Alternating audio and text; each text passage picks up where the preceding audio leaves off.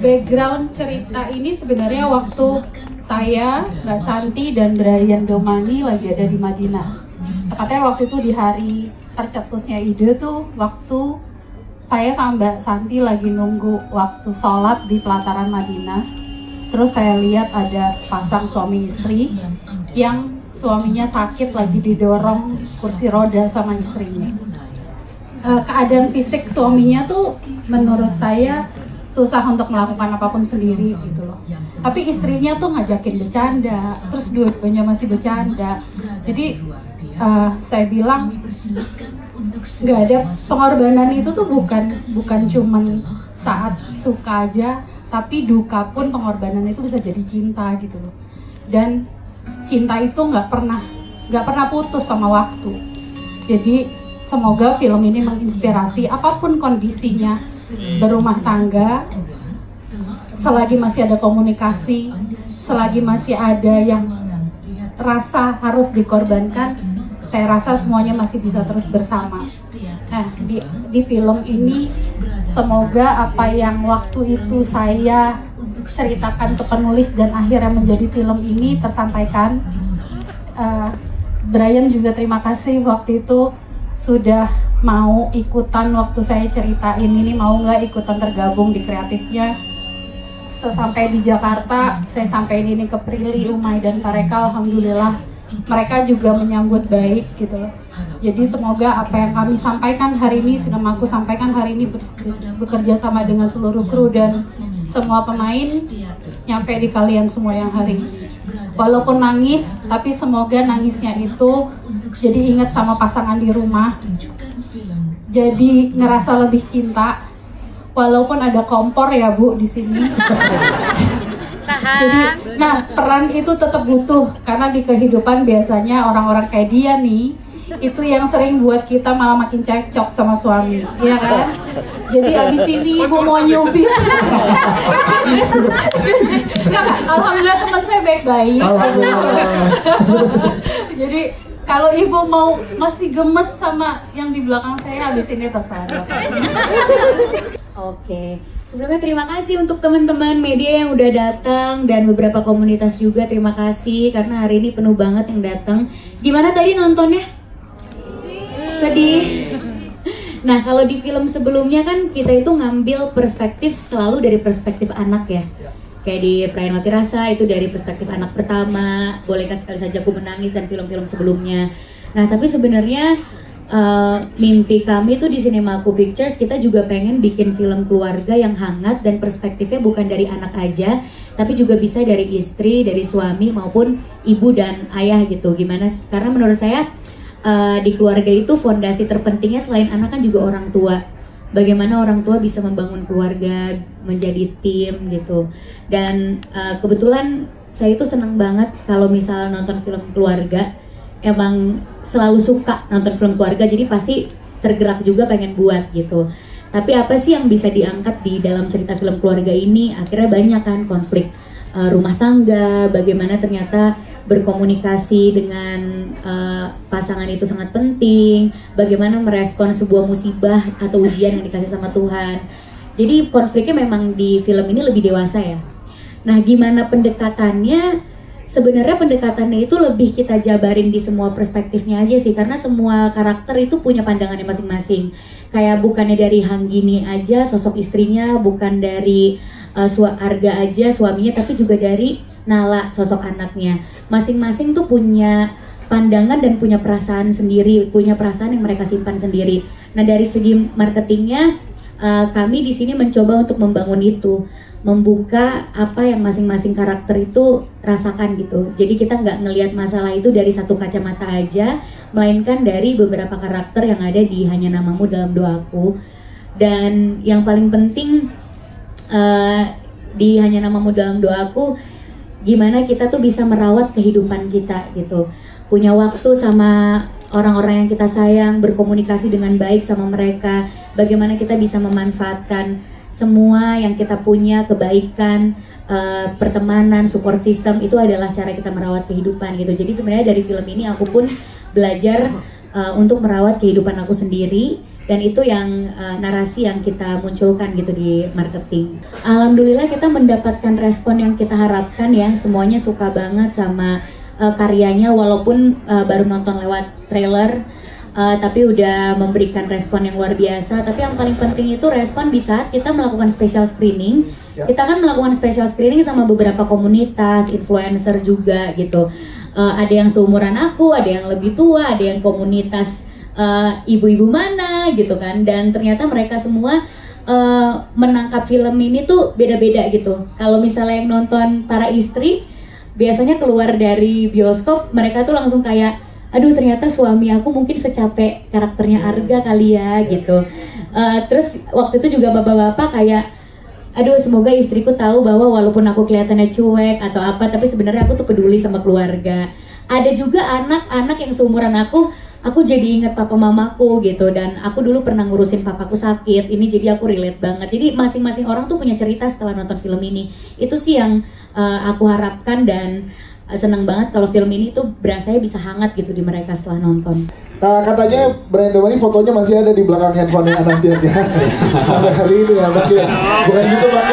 Ya, Bang. Ada gitu. Kebetulan itu nggak diminta, itu improvnya lagi. Oh, gitu. Lebih tepatnya biar izinnya gampang. Oh iya, benar. Karena langsung ke produser kreatifnya di semua. Pertama, mungkin karena bersyukur bersama mereka ya. Karena sama Tante Yani, Umay, Prilly yang saya sendiri sudah cukup lama kenal juga. Dan prosesnya kita lumayan panjang juga ya Tante, sampai benar-benar syuting setahun lebih ya? Setahun lebih. Iya, setahun lebih. Jadi emang syukurnya juga dikasih waktu juga untuk kreatifnya, dikasih waktu juga untuk cari tahu sama Mbak Santi juga, sama Mbak Alin mana di belakang ya, sama tim penulisan lain juga, sama Pak Reka. Jadi alhamdulillah banget waktunya sangat panjang. Jujur ditekan pastinya, tapi ya menurut aku ini tantangan yang baru, dan aku dikelilingi sama orang-orang yang aku percaya. Jadi sayang aja kalau aku nggak ambil gitu. Masa aku sangat cinta sama film, masa cuma sebagai aktor saja. Maksudnya kayak it's important, tapi I want to learn more juga gitu. Jadi pada akhirnya pas dapat kesempatan ini ya langsung aku ambil. Walaupun awalnya agak bingung sama agak baik nanya, sampai mungkin Umay beberapa kali mungkin kesel juga, tapi tapi sangat bersyukur sama mereka. Curhat gitu. deh ya. Ternyata proses kreatif sepusing itu. Tapi ya membuat apapun itu pasti bakal susah, apalagi kalau kita buatnya dengan hati. Pasti bakal banyak problem yang kita lewati, tapi setiap problem pasti bisa kita lewatin kalau kita lakuin bareng-bareng gitu. Sama seperti di ceritanya juga, semua keluarga di Hanya Namun dalam Doaku juga ada problem masing-masing, tapi kalau bareng-bareng pasti bisa dilewati. Iya, kalau ngejawab pertanyaan mungkin yang terakhir dulu yang gue jawab sih, kenapa Pak Reka? Ya karena cerita dan film ini butuh pengalaman untuk menjelaskan dan menarasikan ceritanya gitu. Kata lainnya. Ini gue dimarahin makan di Lina nih. Kata simpelnya Pak Reka lebih tua. Seumuran sama aktornya. Nggak, tapi mungkin nanti Pak Reka yang bisa menceritakan atau dari Masih punya rasa nggak enak ya? Iya, maafin ya. Tapi nanti Pak Reka mungkin yang bisa menjelaskan lebih lanjut seperti apa, karena waktu lagi kita rilis trailer pun juga Pak Reka kan sedikit menjelaskan tentang pengalaman personal apa yang pernah dia rasakan dan apa relatability-nya terhadap cerita Hanya Namamu Dalam Doaku gitu, yang karena saya tahu ceritanya, karena saya tahu cerita ini, saya ngerasa ya Pak Reka yang paling tepat untuk menyampaikan dan meretell story dari Hanya Namamu Dalam Doaku ini. Kalau dalam prosesnya sebenarnya yang seperti tadi Brian bilang cukup panjang, idenya ditemukan di awal Desember atau akhir November, saya lupa. Lalu setelah itu kami riset cukup panjang bersama para dokter, kita bertemu dan melakukan asistensi bersama Yayasan ALS Indonesia.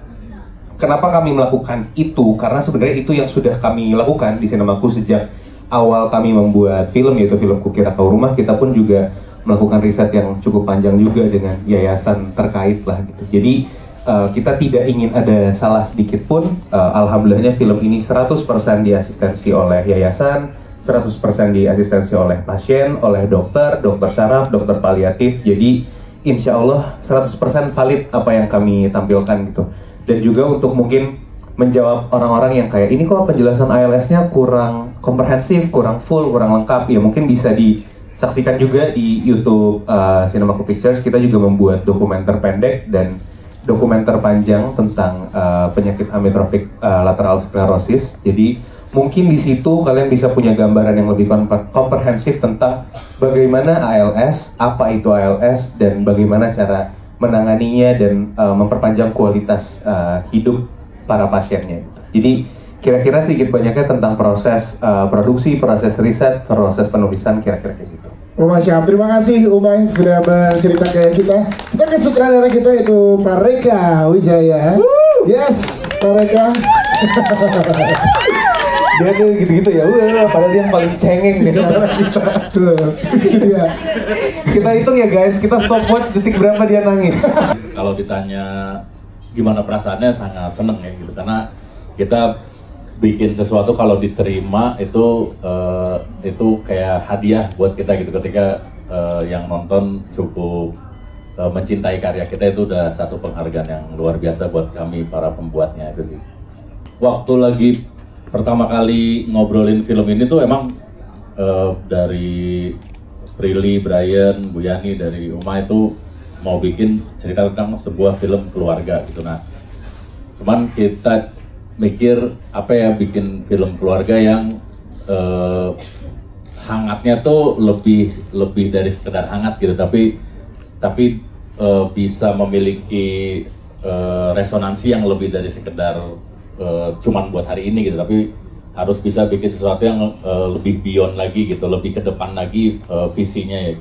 Yaitu lahirlah ide tentang Hanya Nama Modal Duaku ini gitu. Nah, waktu lagi bikin itu kita coba riset dulu, cari apa gitu. Nah, kemudian dapatlah satu pemicunya, triggernya kenapa mereka harus seperti ini dalam cerita gitu. Tapi di sini kita sebenarnya buat orang-orang yang berumah tangga, permasalahan paling klasik itu adalah ketika tidak ada komunikasi kan gitu. Nah, di sini juga kita coba sampaikan itu, ketika tidak ada komunikasi, ketika siapapun yang ada di rumah ngerasa isi kepalanya tersendat gitu, jadi dia tidak bisa menyampaikan apa yang ada di isi kepalanya.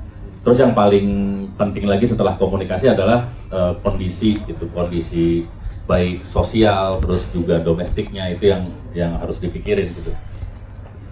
Dari situ coba kita tarik lagi satu peristiwa apa yang kira-kira bisa jadi yang tadi kita punya tujuan, yaitu membicarakan sesuatu yang ada di depan dan ini sampai kapanpun bisa jadi abadi secara ide.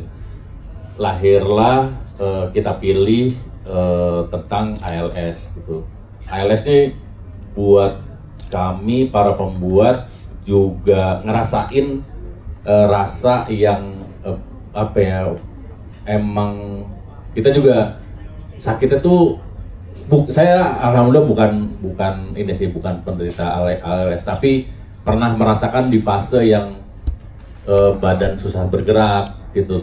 Dari situ ngobrol sama Mbak Santi, penulisnya juga Mbak Santi juga punya perasaan yang sama gitu, kayak tentang rasa sakitnya gitu ya.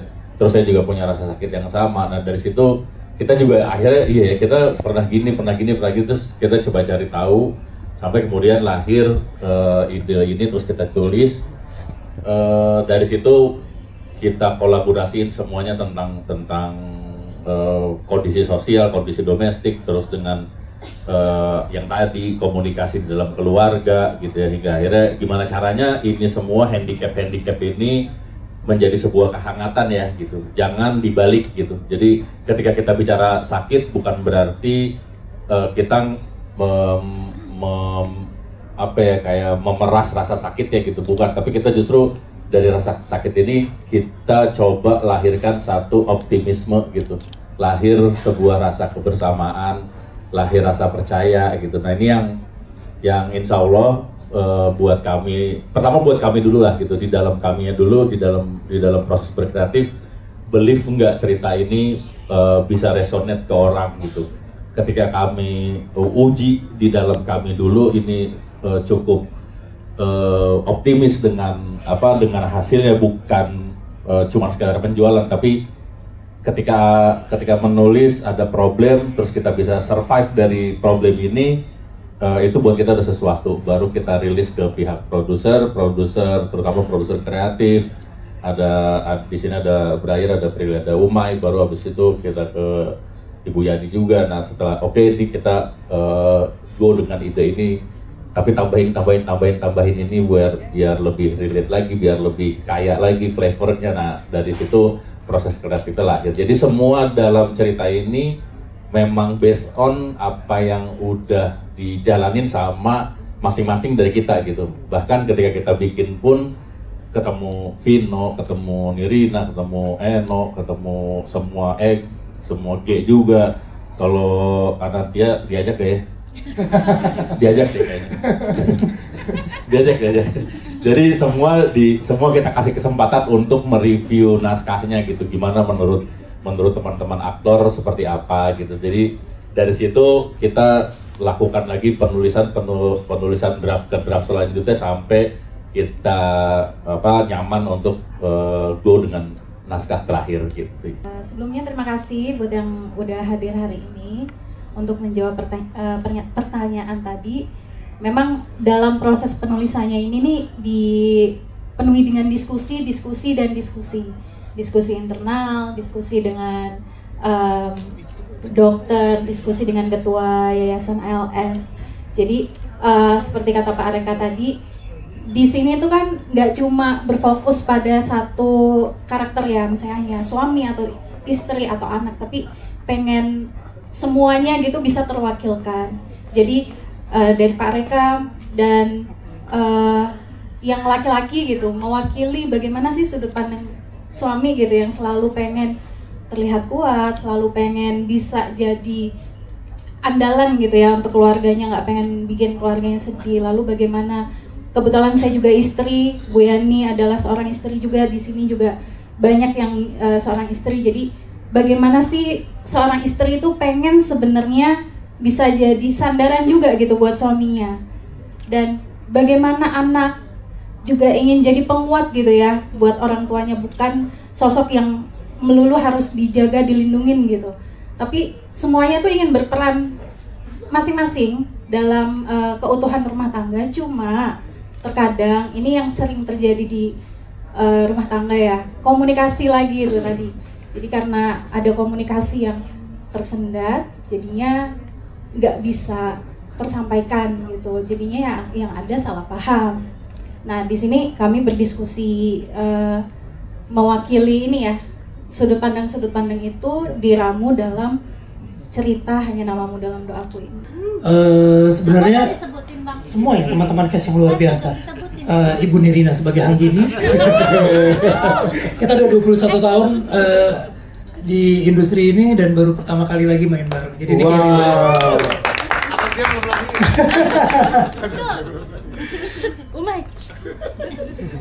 Jadi saya senang sekali film yang bertema keluarga sama seperti Prilly gitu. Dan saya yakin banget dalam sebuah keluarga itu yang dibutuhkan bukan cuma cinta gitu. Tapi ada lagi-lagi kita masalah klasik yaitu komunikasi. Cuman selalu berdebas komunikasi yang seperti apa sih? Komunikasi itu seperti apa gitu. Dalam rumah tangga diem-dieman tuh juga bisa jadi komunikasi gitu. Bahasa tubuh aja bisa jadi komunikasi. Tapi terkadang niat baik, cinta dari masing-masing anggota keluarga itu tuh nggak cukup. Kadang punya niat yang baik, punya cinta yang besar terhadap keluarga, tapi disampaikan dengan cara yang salah atau dengan komunikasi yang salah, bisa menimbulkan bumerang yang luar biasa. Arga ini menggambarkan satu sosok laki-laki, mungkin nggak mayoritas, tapi banyak sekali, terutama bagi laki-laki yang memang sangat cinta keluarganya, ingin segala semua kebutuhan keluarganya dia penuhi. Dia nggak pengen anak istrinya itu susah, nggak pengen sedikit pun merasa kurang gitu dalam rumah tangganya. Tetapi hal-hal seperti itu yang justru ketika tidak disampaikan dengan benar akan menjadi toksik yang lama-lama bisa berbahaya bukan cuma buat rumah tangganya tapi juga untuk dirinya sendiri. Jadi buat saya ini jadi suatu film yang bisa menjadi refleksi dan bisa menjadi pelajaran juga bukan orang banyak tapi buat saya sendiri sih. Kebetulan keluarga saya juga punya satu anak perempuan dan buat saya ketika saya membaca skrip ini jadi pelajaran yang berharga banget buat saya karena di film ini ada 3 angle yang berbeda dari suami, istri dan juga dari anak. Dan ya mungkin teman-teman bisa bisa cukup relate dengan film ini ketika sebel sama harga, sebel sama mbak yang ini gitu. Tapi memang itulah kehidupan gitu karena film ini juga diangkat dari inspired by true event dari karakter-karakter yang memang ada di dunia nyata. Jadi buat saya mudah-mudahan film ini bisa diterima dan kita bisa lebih sayang lagi sama keluarga. Yang lain jawabannya bagus-bagus, gue bingung. Tahu nggak dari tadi pas lagi pada ngobrol gitu, berdua gitu, Vino lagi mikir apa? Gue lagi mikir ngomong apa ya? Yang lain jawabnya bagus-bagus banget. Semua itu dari tadi. Nah, sekarang gilirannya datang nih. Yes. Karena mewakili sudut pandang seorang istri di sini banyak nih. Mana suaranya istri-istri ada di sini? Istri mana suaranya? Banyak terwakili di sini. Tenang, ini teman saya baik kok. Walaupun keluarnya begitu, tapi kan memang kadang-kadang ada benernya, kadang-kadang ada salahnya. Yang namanya teman dikoreksi pada saat dia lagi salah. Tapi jangan kayak ngomong nih, malaikat nih. Ini kenceng banget ibu yang ini tadi sebelah saya duduknya. Kenceng banget. Oh berarti yang tadi katanya ibunya nangis sesegukan itu? Ibu mana sih? Boleh berdiri bu, Nah, ini.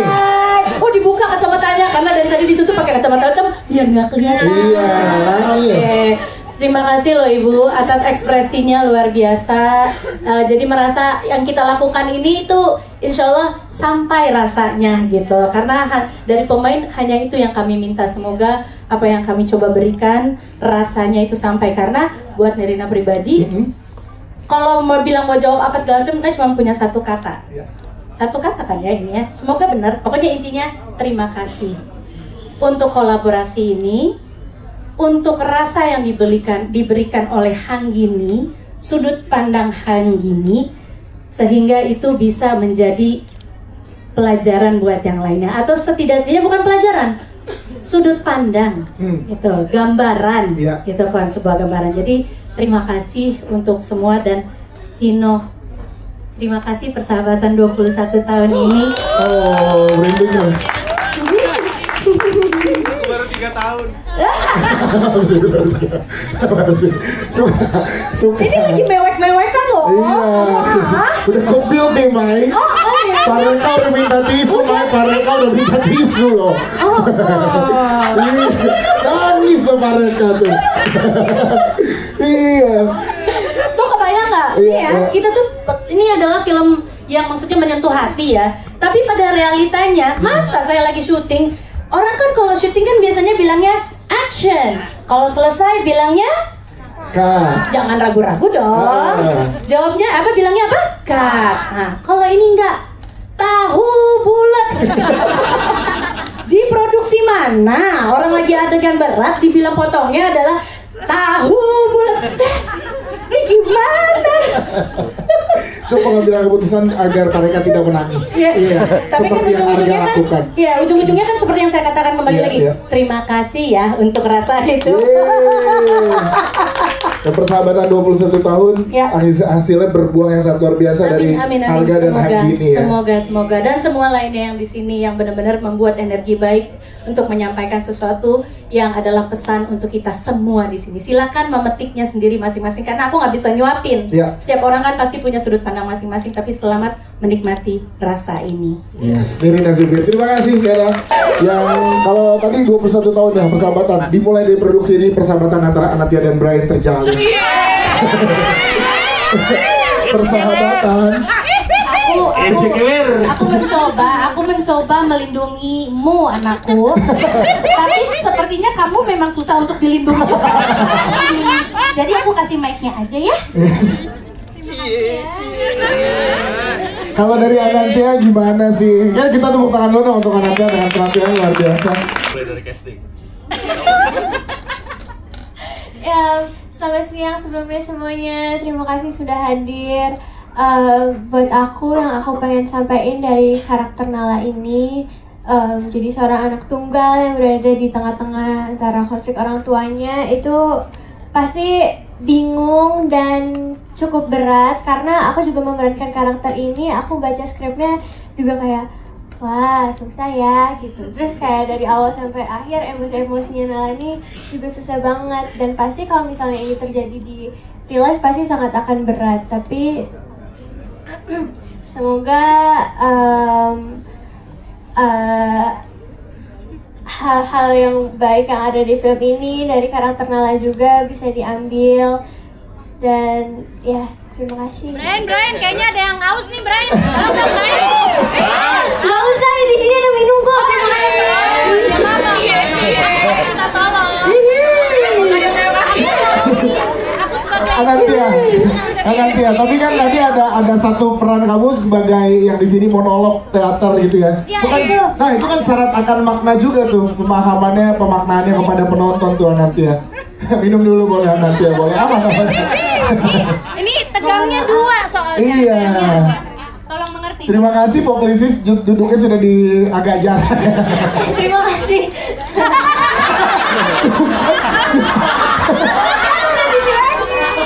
Sudah mewakili, iya. Aku udah melindungi kamu membuka diri. Iya. Tadi terima kasih udah dijauhin nih kan. Iya. Ya kalau saya dari bawah. Sama Bang G maksudnya, sama Bang G. Iya, udah pokoknya. Gimana yang teater pertunjukan teater monolog kamu tuh gimana? Itu Om ini bisa diem dulu gak ya? Jadi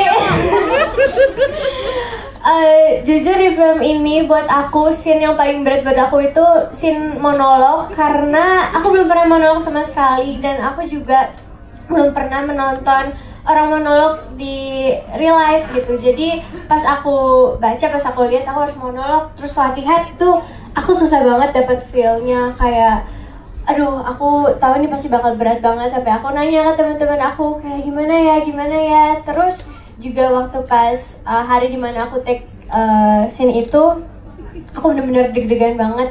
Sampai aku berapa kali ya waktu itu sempet pulang, terus mereka yakinin aku kalau misalnya aku bisa dan lain-lain. Terus aku kayak Soalnya di barisan Excel-nya agak gitu.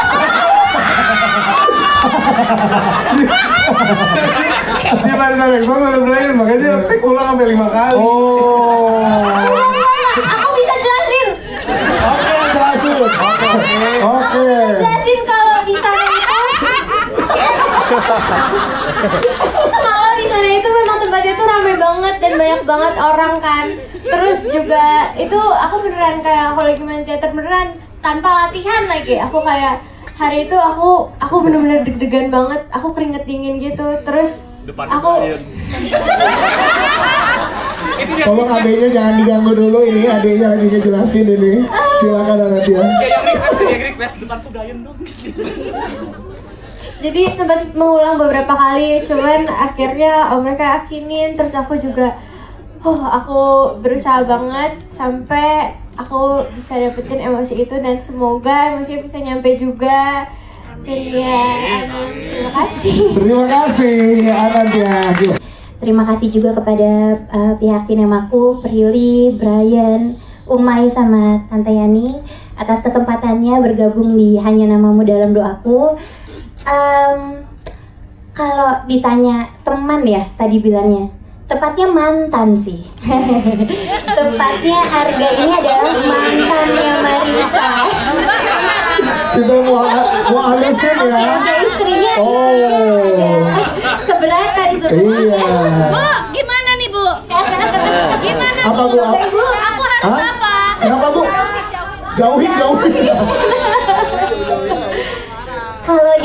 Kalau gini nih, aku yakin pasti teman-teman yang ada di sini semuanya punya mantan kan.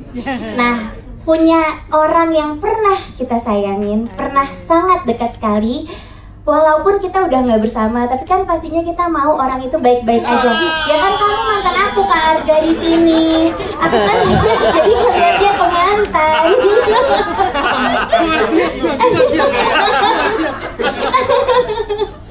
Pasti kan kita mau orang yang pernah kita sayangi walaupun sudah tidak bersama, dia tetap baik-baik aja dengan kehidupannya.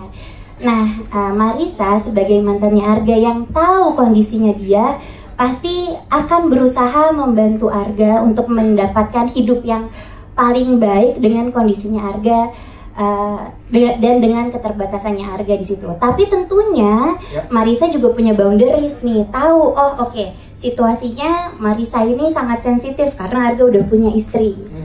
Nah, Marissa sendiri juga nggak mau punya hubungan lagi sebenarnya sama Arga dan sangat menjaga, nggak mau juga kayak mereka mau bercerai cuman gara-gara Marissa. Marissa pasti merasa apaan orang gak ada hubungannya sama gue gitu kan. Nah, jadi dari awal rasa itu tuh udah dibangun antara aku dan Arga, Kak Vino sama Kak Nirina gitu. Batasan-batasan itu udah pastinya aku saklekin gitu loh dari awal. Tinggal gimana bangun chemistry-nya aja. Cuman selama bangun chemistry juga nggak ada masalah sih. Jadi mudah-mudahan apa yang Marissa rasain itu bisa dimengerti nih sama ibu-ibu biar nggak ada salah paham. Aman ya ibu-ibu, nggak ada salah paham ya kalau sama Ica aman ya. Aman ibu, walaupun diurus sama mantannya aman gak ibu? Bu rela kamu suaminya diurus mantan? Ibu kayak banyak yang rela nih hidupnya. Mendingan dia mati aja. Iya, gak mau diurus, kan mantannya dokter bu. Apa ibu? Justru itu kan ya, oh ya ampun. Siap tepuk tangan dong untuk Kanai, siap. Thank you Kanai. Kita Aku sih nggak mau ya. Nah, Prilly gimana Pril? Pasangan aku mau sakit kayak apa kalau mantannya harus urus nggak usah. Yes. Masih banyak dokter lain ya. Masih banyak dokter lain, iya kan Bu? Tapi lulusan terbaik loh. Lulusan terbaik. Cari lulusan terbaik dari negara mana lain. Jangan mantannya yang ngurusin. Tapi tadi kan lu kayak. Aku tim istri. Ayo. Tim istri sah. Coba mana tepuk tangan tim istri, tim istri. Tim istri. Oke. Tim mantan, tim mantan. Tim mantan ada tim mantan. Lo tepuk tangan juga loh. Oh dia soalnya posisinya sebagai mantan. Oh kamu, jangan-jangan dia mantan terindahnya, mantannya dulu. Iya gitu ya. Jangan-jangan dia posisinya kayak Marissa kali ya. Bener, iya. Oh iya bener. Iya lagi. Apa? Oh sekolah keperawatan, pas banget relate. Jangan-jangan mantannya udah nikah kalau nanya obat masih ke dia. Sorry nggak bermaksud ganggu. Iya. Tapi aku batuk nih obatnya apa ya? Gitu.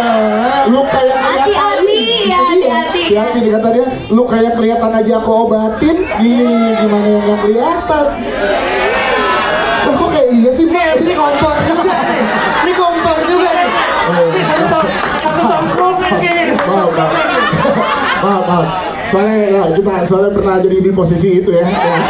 Kamu di posisi mana? Arga, Hanggini apa Marissa? Rio kayaknya Rio. Iya, Rio. Karena pas kita mau ke G Pamungkas sebagai Rio. Enggak, mau bilang Arga takut ada yang nonton kan? Karena tumben hari ini ikut mana itu. Biasanya nggak pernah ikut ya. Bahas mantan ikut. Oke kita kayak jajaran tes teman-teman. Tepuk tangan lu untuk G Pamungkas nih. Sebagai Rio nih berat juga karena mesti membela. Betul. Iya kan? Tapi ada beban sebagai saudara juga harus tahu ke posisi sang istri itu Hanggini. Nah ini gimana? Bang lo memproses karakter Rio ini? Sebelumnya Assalamualaikum warahmatullahi wabarakatuh. Selamat siang semuanya. Tadi kan ada pengen bahas dulu, tadi kan ada tim Marissa, ada tim Hanggini, kalau saya itu tim Arga. Oh iya betul. Tim laki-laki yang punya banyak mantan. Biar kalau sakit yang ngurusin banyak. Oh kamu ngomong ngurus aku. Itu kan kalau jadi Arga ya, kalau jadi Arga. Dan halo juga buat Anantia Kirana. Jadi buat yang teman-teman nggak tahu, jadi pernah pembicaraan Anantia Kirana kepada saya. Dia nanya, Brian Domani itu blasteran bukan? Iya blasteran. Oh pasti dia bukan orang Rusia. Terus aku tanya kenapa? Soalnya orang Rusia tuh kan komunis, kalau Brian kok nangis gitu.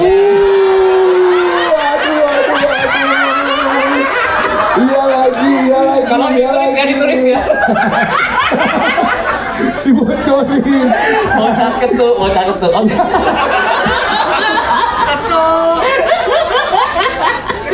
Oke. Tadi apa pertanyaan? Sorry. Rio.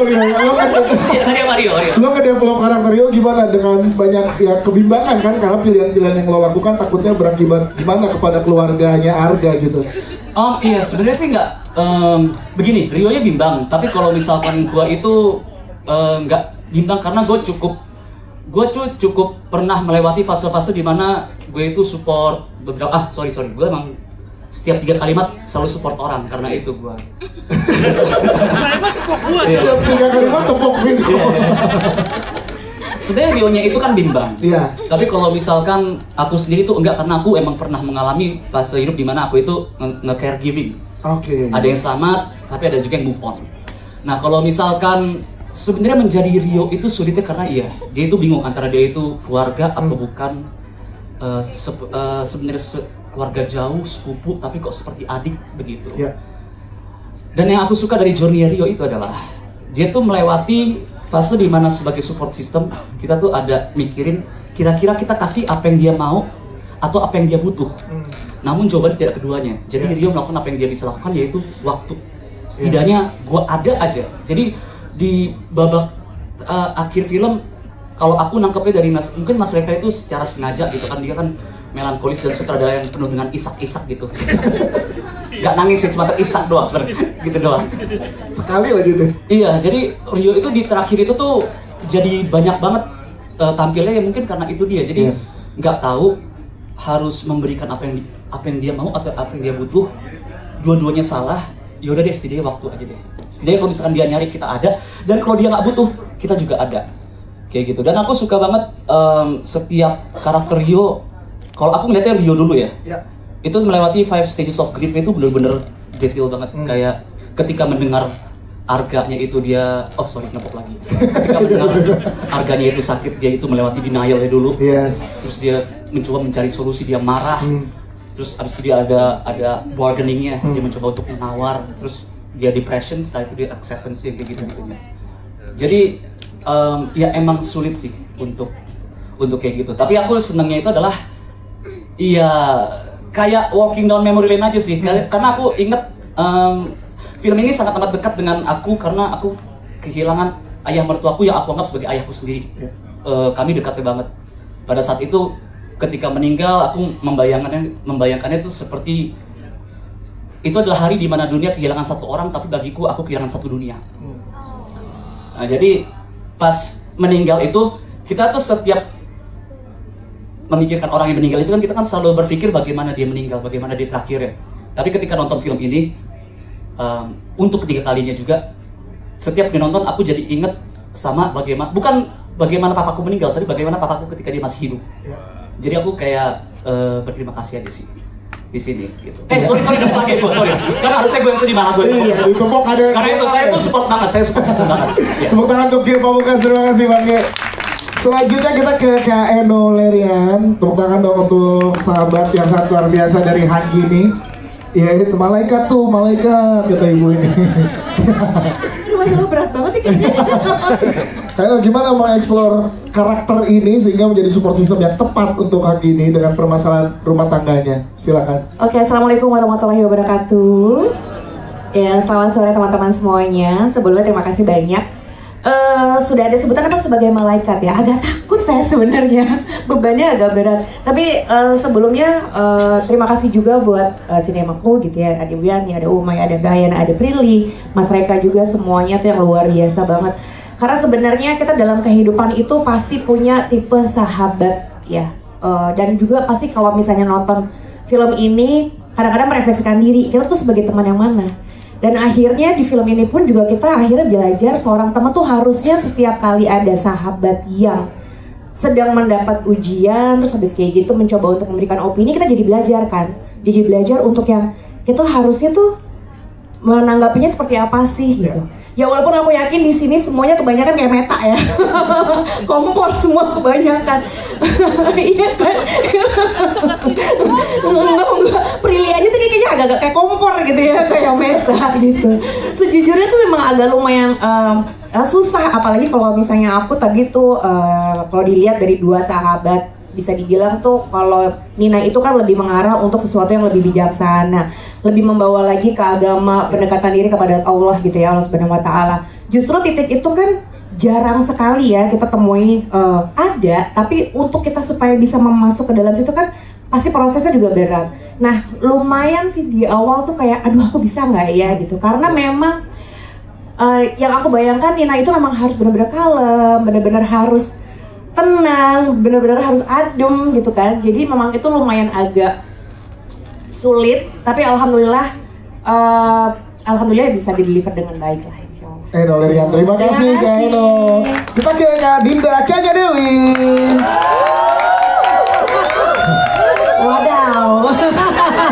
Menggambarkan realita persahabatan ya dengan karakter Wenta di sini dan mendapat sambutan yang luar biasa, yang berarti akhirnya sangat luar biasa dan mengena di hati-hati penonton gitu kan. Dan ini gimana rasanya? Aduh enggak.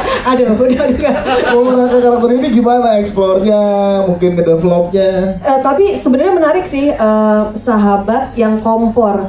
Tapi memang analoginya sahabat tuh kayak kompor di rumah tangga kita ibu-ibu. Kalau misalnya, iya nggak sih? Kalau misalnya dia apinya pas, bagus kan? Bisa masak, ngangetin, bisa iya kan? Bisa berguna lah buat ngangetin, memberikan kehangatan di rumah. Tapi kalau misalnya itu kompor kelamaan dinyalain, kegedean, terus rusak, jadinya kebakaran rumahnya, ya kan? Jadi ya sahabat ya emang begitu. Pintar ya kadang-kadang gue ya, analogi nih loh. Iya nggak? Coba untuk bela diri.